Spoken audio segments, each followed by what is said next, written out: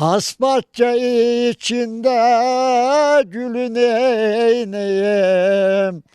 12 imamlar gülümüz bizim. Hakka çıkmayan yolun eyneyim. Muhammed'e çıkar yolumuz bizim.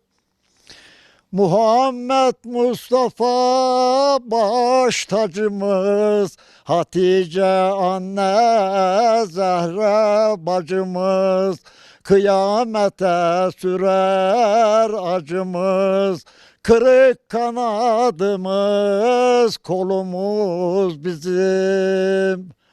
Hazreti Ali'yi şehit ettiler. Hasan'ın tasına zehir döktüler. Hüseyin